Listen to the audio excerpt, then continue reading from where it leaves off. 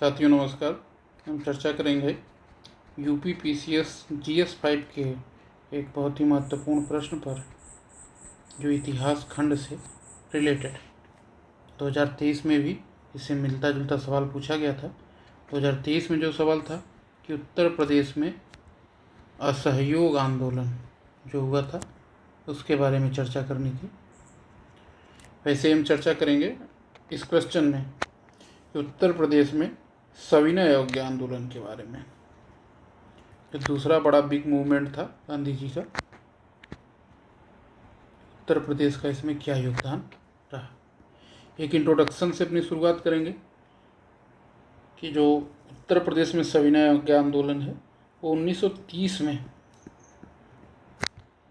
महात्मा गांधी द्वारा शुरू किए गए आंदोलन का ही हिस्सा था। महात्मा गांधी के सविनय अवज्ञा आंदोलन का ही हिस्सा था।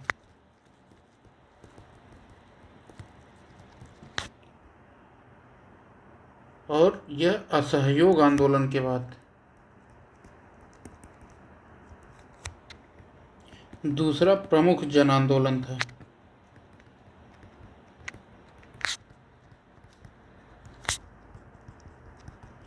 जन आंदोलन इसलिए भी इसको कहा जा रहा है कि इसमें आम जनता की भागीदारी बहुत बढ़ चढ़ कर हुई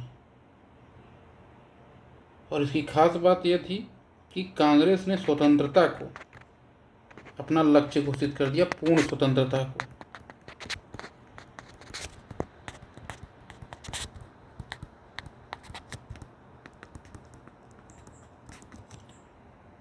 तो ये एक आप इंट्रोडक्शन लिखेंगे, उसके बाद आपको उत्तर प्रदेश रिलेटेड चीज़ें इसमें डालनी होंगी कि उत्तर प्रदेश ने इसमें क्या योगदान निभाया। तो उत्तर प्रदेश में इस आंदोलन की प्रमुख घटनाएं क्या थी। पहला 1931 में जवाहरलाल नेहरू और उनके साथियों ने प्रयागराज में एक अभियान चलाया। इसका नाम था नो टैक्स मूवमेंट, टैक्स नहीं देने का अभियान।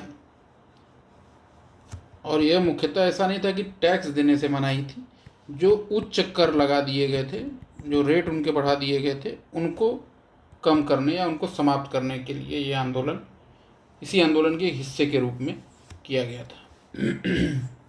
दूसरा था नो राजस्व अभियान, इसी से मिलता जुलता, जहां जमींदारों ने सरकार को राजस्व देने से मना कर दिया कि हम राजस्व देंगे ही नहीं। इसके अलावा लगान नहीं देने का अभियान शुरू किया गया। किसानों से कहा गया कि जमींदारों को लगान ही न दी जाए और इस चीज़ के लिए उनको प्रोत्साहित किया गया। रायबरेली पहला जिला था जिसने सविनय अवज्ञा आंदोलन में भाग लिया। ये कुछ महत्वपूर्ण फैक्ट थे उत्तर प्रदेश में क्या हुआ सविनय अवज्ञा आंदोलन के दौरान। हम बात करेंगे सविनय अवज्ञा आंदोलन के प्रभाव के बारे में उत्तर प्रदेश में और पूरे देश में। ध्यान देने वाली बात है कि नमक सत्याग्रह भी इसी को कहा गया, सविनय अवज्ञा आंदोलन को। इस आंदोलन को जन आंदोलन इसलिए हम लोगों ने प्रारंभ में कहा था कि महिलाओं की इसमें बहुत ही व्यापक भागीदारी रही। सरोजिनी नायडू इस आंदोलन से जुड़ी और जो बाद में उत्तर प्रदेश की पहली महिला राज्यपाल भी बनी। इस पूरे आंदोलन में सिर्फ सरोजिनी नायडू ने, बहुत सारी आम महिलाओं ने और आम जनता ने बढ़ चढ़ के हिस्सा लिया। और इसका कारण भी यही था कि गांधी जी का जो आंदोलन की पद्धति थी वो थी अहिंसक। इसने महिलाओं और आम जनता को इसलिए और ज़्यादा आकृष्ट किया और राष्ट्रीय भावनाओं को मजबूत करने का काम किया सविनय अवज्ञा आंदोलन ने।